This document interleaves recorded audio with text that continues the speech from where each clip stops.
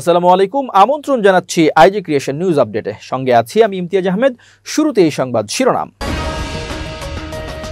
হঠাৎ হাসিনার গণহত্যার প্রমাণ তুলে ধরল ভারতীয় মিডিয়া। তফসিল ঘোষণার পর দেশে ফিরবেন তারেক রহমান। আওয়ামী লীগের লোকজন প্রবেশ করে দুধ দিয়ে ধোয়া হলো বিএনপির অফিস। ট্রাম্পের সঙ্গে আপোষ করবেন না মোদি। পুরো গাজা দখল, ইসরায়েলি প্রধানমন্ত্রীর সাথে দ্বিমত সেনাপ্রধানের। এবার বিস্তারিত। হঠাৎ ভারতীয় মিডিয়াগুলো মারমুখী আচরণ শুরু করেছে বাংলাদেশ থেকে পালিয়ে ভারতে আশ্রয় নেওয়া শেখ হাসিনার বিরুদ্ধে। এ বিষয়ে দৈনিক ইনকিলাবের একটি রিপোর্ট সবার নজর কেড়েছে। রিপোর্টে বলা হয়, স্বয়ং ভারতীয় মিডিয়া বলছে ফ্যাসিস্ট হাসিনা গণহত্যাকারী, খুনি, পলাতক, স্বৈরাচার। ভারতীয় গদি মিডিয়াগুলো হঠাৎ 360 ডিগ্রি বিপরীত প্রান্তে ঘুরে যাওয়া যেন কিছুটা স্বস্তির। তবে সবগুলো নয়। ভারতীয় একটি মিডিয়া সম্প্রতি ফ্যাসিস্ট হাসিনাকে দেশটির প্রধানমন্ত্রী নরেন্দ্র মোদীর ফিক্সড ডিপোজিট বলে আখ্যা দিয়েছে। পশ্চিমবঙ্গের কলকাতা টিভির জনপ্রিয় উপস্থাপিকা ইন্দ্রাণী দাশগুপ্ত এবার সরাসরি হাসিনা ইস্যুতে দেশটির কট্টর ইসলাম বিদ্বেষী প্রধানমন্ত্রী নরেন্দ্র মোদীকে রীতিমতো ধুয়ে দিয়েছেন। ভারতীয় প্রথম সারির সংবাদ মাধ্যম কলকাতা টিভির চতুর্থ স্তম্ভ নামের সেই অনুষ্ঠানে উপস্থাপিকা ইন্দ্রাণী যেন এদিন নেমে পড়েছিলেন সত্যটা সমগ্র ভারতবর্ষের সামনে তুলে ধরতে। হাসিনা ভারতে পালিয়ে আশ্রয় নেওয়ার 1 বছরের মাথায় গত 4 আগস্ট এই অনুষ্ঠানটি সম্প্রচারিত হয় টেলিভিশনের পর্দায়, যেখানে এই উপস্থাপিকা ভারতীয় প্রধানমন্ত্রীকে উদ্দেশ্য করে খোঁচা মেরে বলেন, ভারত সবকিছুর পরও শেখ হাসিনাকে আশ্রয় দেবে, তাকে এই ভূখণ্ডে বসে রাজনীতি করতে দেবে। সেই কথাটি না হয় বলুন, কিন্তু মোদীজি চুপ করে বসে আছেন। শেখ হাসিনা ওনার কাছে এক ফিক্সড ডিপোজিট, যখন ইচ্ছে তখন ভাঙাবেন। শুধু তাই নয়, যেখানে ভারতীয় মিডিয়া মানেই হাসিনার গুণগান, সেখানে গতানুগতিক ফ্যাসিস্ট খুনি হাসিনার প্রশংসার বিপরীতে গিয়ে করা হয়েছে মুন্ডু উৎপাত। হাসিনাকে সম্বোধন করা হয়েছে গণহত্যাকারী, পলাতক, ফ্যাসিস্ট হিসেবে, আর প্রধানমন্ত্রী মোদীকে দাঁড় করানো হয়েছে কাঠগড়ায় এমন নির্লজ্জ বেহায়া খুনিকে ফিরিয়ে না দিয়ে উল্টো কড়া পাহারায় রাখার জন্য। এদিন উপস্থাপিকাকে আন্তর্জাতিক গণমাধ্যম বিবিসির বরাত দিয়ে 24-এর গণঅভ্যুত্থানের সময় হাসিনার সেই মরণাস্ত্র ব্যবহারের কল রেকর্ডের সত্যতা তুলে ধরতে দেখা যায়। এর পাশাপাশি জাতিসংঘের রিপোর্ট অনুযায়ী সে সময় হাসিনা 1400 নিরীহ মানুষকে হত্যা করেছে বলে তাকে গণহত্যাকারী হিসেবেও আখ্যা দিতেও দ্বিধাবোধ করেননি তিনি। উপস্থাপিকা ইন্দ্রাণী এরপর তুলে ধরেন হাসিনার বিচার কার্যের বিষয়টি। হাসিনার নামে বাংলাদেশে গ্রেপ্তারি পরোয়ানা জারি রয়েছে, আর অন্তর্বর্তীকালীন সরকারের প্রধান ডক্টর মোহাম্মদ ইউনূস বারবার হাসিনাকে ফেরত চাইলেও মোদী প্রশাসনের মুখে কুলুপ আটার বিষয়টিও সামনে নিয়ে আসেন তিনি। সর্বশেষ ডক্টর ইউনূস নৈতিক বিবেক ও মানবিক দৃষ্টিকোণ থেকে হাসিনাকে ফেরত দেওয়ার বিষয়ে ভারতের প্রতি সিদ্ধান্ত নেওয়ার আহ্বান জানান। আর গত ডিসেম্বরে আনুষ্ঠানিকভাবে ভারতের কাছে চিঠির মাধ্যমে খুনি হাসিনাকে ফেরত দেওয়ার অনুরোধ করেন ডক্টর ইউনূস। কিন্তু এখনও বিষয়টি নিয়ে কেন চুপ মোদী সরকার, সেই প্রশ্ন রেখে উদ্বেগ জানাতে দেখা যায় ভারতীয় এই সাংবাদিককে। এরপর তিনি মন্তব্য করেন, পুরনো বন্ধুত্ব কিংবা রাজনৈতিক কোনো মতবাদ দিয়ে তো আর সাধারণ মানুষের গণহত্যাকে ন্যায্যতা দেওয়া যায় না। এই সময় এই উপস্থাপিকা ভারতের কট্টর ইসলাম বিদ্বেষী প্রধানমন্ত্রীর প্রতি প্রশ্ন রাখেন, ভারতীয় সাধারণ মানুষরা তো আন্তর্জাতিক অপরাধী ইসরায়েলি প্রধানমন্ত্রী বেনিয়ামিন নেতানিয়াহুর পাশে দাঁড়ানোর কারণটাও জানেন না মোদী সরকারের। আর অন্যদিকে হাসিনা যে নিজ দেশে গণহত্যার অপরাধে অপরাধী, তাকে কিভাবে আশ্রয় দেয় মোদী সরকার, এটাও জানতে চান এই সাংবাদিক। ভারতীয় এই গণমাধ্যমটি আর সাংবাদিক ইন্দ্রাণী স্বৈরাচার গণহত্যাকারী হাসিনার মুখোশ খুলে দিয়ে সত্যটা জাতির সামনে তুলে ধরায় বেশ প্রশংসিত হচ্ছেন ভারত ছাপিয়ে বাংলাদেশ তথা বিশ্বজুড়ে। ভারতীয় গদি মিডিয়াগুলোর গতানুগতিক ধারা থেকে বেরিয়ে সত্যটা তুলে ধরায় অনেকে কৃতজ্ঞতাও জানাচ্ছেন তাদের প্রতি। কিন্তু এরপরও কি ঠিক হবে কট্টর ইসলাম বিদ্বেষী হিন্দুত্ববাদী মোদী? এরপরও কি দাদাবাবুরা ফিরিয়ে দেবে ফ্যাসিস্ট গণহত্যাকারী হাসিনাকে? সেই প্রশ্ন যেন থেকেই যায়। তবে ভারতীয় মিডিয়াগুলো যে বুঝতে শুরু করেছে বাংলাদেশে ফ্যাসিস্ট হাসিনার দিন শেষ, হাসিনা এখন বাংলাদেশে ফিরলে তা হবে কারাবরণের জন্য, ফাঁসির মঞ্চায়নের জন্য। বিচারের মুখোমুখি হতেই হবে এই স্বৈরাচারকে। তাতে কট্টর ইসলাম বিদ্বেষী মোদী পাশে দাঁড়ালেও একটা সময় করতে পারবে না কিছুই, পাপের ফল ভোগ করতেই হবে হাসিনাকে, এমনটি মনে করছেন বিশেষজ্ঞ মহল। বিএনপির ভারপ্রাপ্ত চেয়ারম্যান তারেক রহমান দেশে ফিরবেন নির্বাচনের তফসিল ঘোষণার পর। ফলে তার দেশে ফেরা আগামী নভেম্বর-ডিসেম্বরে হতে পারে বলে জানিয়েছেন তারেক রহমানের পররাষ্ট্র বিষয়ক উপদেষ্টা হুমায়ুন কবির। বৃহস্পতিবার 7 আগস্ট তিনি দেশের একটি বেসরকারি টিভি চ্যানেলকে এমন তথ্য জানিয়েছেন। হুমায়ুন কবির বলেন, তফসিল ঘোষণা করলে তিনি আসবেন, কেননা তার নেতৃত্বে বিএনপি নির্বাচনে অংশ নেবে। তারেক রহমানই আমাদের প্রধানমন্ত্রী প্রার্থী।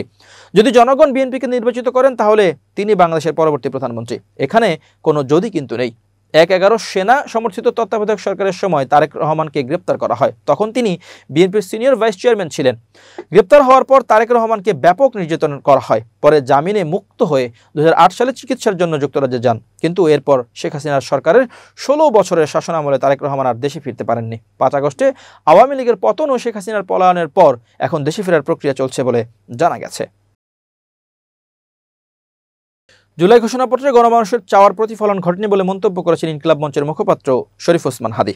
সরকারকে ধন্যবাদ জানিয়ে তিনি বলেন, সারা দেশের 18 কোটি মানুষকে সম্মান করে যে কোনোভাবেই হোক একটি ঘোষণাপত্র দেওয়া হয়েছে। বৃহস্পতিবার ঢাকা বিশ্ববিদ্যালয়ের মধুর ক্যান্টিনে জুলাই ঘোষণাপত্র নিয়ে এক প্রতিক্রিয়ায় তিনি এসব কথা বলেন। এ সময় তিনি বলেন, শহীদ পরিবারের সদস্যরা আমাদের সঙ্গে যোগাযোগ করে তাদের হয়ে সরকারকে কিছু বলার জন্য বলেছেন। তাদের কথাগুলো আমাদের মাধ্যমে তারা প্রধান উপদেষ্টার কাছে পৌঁছাতে চান, কারণ তারা ইন্টারিম সরকারের ডক্টর ইউনূসকে ছাড়া অন্য কোনো উপদেষ্টাকে বিশ্বাস করতে পারছেন না।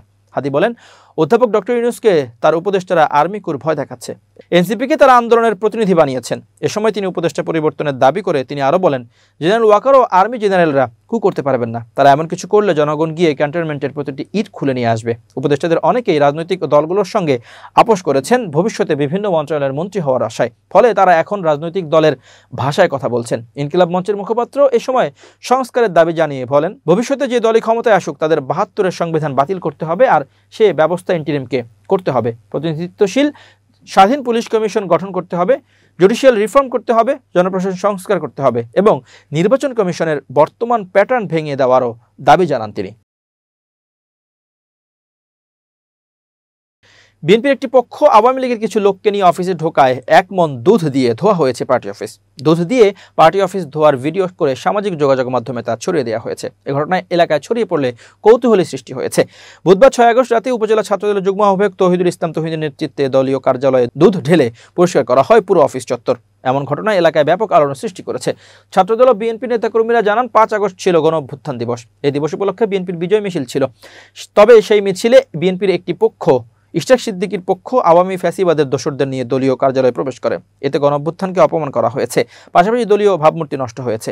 এর প্রতিবাদ স্বরূপ ফ্যাসিবাদের দোসরদের প্রবেশে কলুষিত কার্যালয়কে প্রতীকীভাবে শুদ্ধ করতে 1 মণ দুধ দিয়ে ধুয়ে ফেলার সিদ্ধান্ত নেয় ছাত্রদল ও যুবদলের নেতাকর্মীরা। এ বিষয়ে জানতে চাইলে কালিয়াকৈর উপজেলা ছাত্রদলের যুগ্ম আহ্বায়ক তৌহিদুল ইসলাম তুহিন গণমাধ্যমকে বলেন, ঐতিহাসিক অভ্যুত্থান দিবস ছিল। ওই দিন আমাদের একটি র্যালি ও মিছিল ছিল, কিন্তু একটি পক্ষ আওয়ামী লীগের এজেন্ডা বাস্তবায়নের জন্য আওয়ামী লীগ, যুবলীগ, ছাত্রলীগ নিয়ে পার্টি অফিসে প্রবেশ করে। এতে আমাদের পার্টি অফিস কলঙ্কিত হয়েছিল। পরে আমরা 1 মণ দুধ দিয়ে পার্টি অফিস ধুয়ে ফেলি। এবার আন্তর্জাতিক প্রসঙ্গ। ভারতের উপর 2 দফায় মোট 50% শুল্ক আরোপ করেছেন মার্কিন প্রেসিডেন্ট ডোনাল্ড ট্রাম্প। এরপরই বার্তা দিয়েছেন ভারতের প্রধানমন্ত্রী নরেন্দ্র মোদী। বৃহস্পতিবার দিল্লিতে এম.এস. স্বামীনাথন শতবার্ষিকী আন্তর্জাতিক সম্মেলনে ভারতের নরেন্দ্র মোদী বলেন, কৃষকদের স্বার্থের সঙ্গে আপোষ করবে না ভারত। তিনি আরও বলেন, কৃষকদের স্বার্থ আমাদের কাছে সর্বোচ্চ অগ্রাধিকার পেয়ে থাকে। ভারত কখনো কৃষক, গোপালক, মৎস্যজীবীদের স্বার্থের সঙ্গে আপোষ করবে না। এরপরে ইঙ্গিতপূর্ণভাবে মোদী বলেছেন, আমি জানি ব্যক্তিগতভাবে এর জন্য আমাকে চড়া মূল্য চোকাতে হবে, কিন্তু আমি তার জন্য প্রস্তুত আছি। কৃষক, পশুপালক, মৎস্যজীবীদের স্বার্থ রক্ষায় ভারত প্রস্তুত। রয়টার্সের প্রতিবেদনে বলা হয়েছে, ভারত যুক্তরাষ্ট্র বাণিজ্য চুক্তির ক্ষেত্রে অন্তরায় মূলত কৃষি এবং দুগ্ধজাত দ্রব্য নিয়ে 2 দেশের একমত হতে না পারা। বাণিজ্য চুক্তি নিয়ে দিল্লি ও ওয়াশিংটনের মধ্যে আলোচনা চললেও ইতিমধ্যে ভারতের উপর 2 দফায় মোট 50% শুল্ক আরোপের ঘোষণা করেছেন ট্রাম্প। ইসরায়েলি প্রধানমন্ত্রী বেনিয়ামিন নেতানিয়াহু গাজায় পূর্ণ সামরিক দখলের নির্দেশনা দেওয়ার প্রস্তুতি নিচ্ছেন। এ নিয়ে নিরাপত্তা কর্মকর্তা ও সেনাপ্রধানের সঙ্গে বৈঠকে বসলে এ প্রস্তাবের বিরোধিতা করেন সশস্ত্র বাহিনীর প্রধান লেফটেন্যান্ট জেনারেল ইয়াল জমির সহ অনেকেই। ইসরায়েলি পাবলিক ব্রডকাস্টার কান জানিয়েছে, সভায় জমির সতর্ক করে বলেন, গাজা সম্পূর্ণ দখল করার সিদ্ধান্ত হবে ফাঁদে পা দেওয়ার মতো ভুল। এ সময় তিনি পূর্ণ দখলের পরিবর্তে বিকল্প ব্যবস্থার পরামর্শ দিয়েছেন। ইসরায়েলি গণমাধ্যম চ্যানেল 12 জানিয়েছে, সশস্ত্র বাহিনী প্রধান পূর্ণ দখলের পরিবর্তে বিকল্প ব্যবস্থার পরামর্শ দিয়েছেন, যেমন হামাস সদস্যরা যেখানে লুকিয়ে আছে বলে মনে করা হয় এমন নির্দিষ্ট এলাকাগুলোকে ঘিরে ফেলা। উল্লেখ্য, ইসরায়েলি প্রধানমন্ত্রী কার্যালয় এক বিবৃতিতে বলেছে, মঙ্গলবার যুদ্ধ চালিয়ে যাওয়ার বিকল্পগুলো নিয়ে আলোচনার জন্য নেতানিয়াহু জমির সহ নিরাপত্তা প্রধানদের সাথে 3 ঘণ্টা বৈঠক করেন। প্রিয় দর্শক, শেষ করছি আজই ক্রিয়েশন নিউজ আপডেট। আজ এ পর্যন্তই। ভিন্ন খবর নিয়ে দেখা হবে আগামীকাল সন্ধ্যা 7টায়। নিজেকে আপডেট রাখতে সাবস্ক্রাইব করুন চ্যানেলটি। নিয়মিত লাইক, কমেন্ট ও শেয়ার করে ছড়িয়ে দিন সর্বত্র। সুস্থ থাকুন, নিরাপদে থাকুন। আল্লাহ হাফেজ।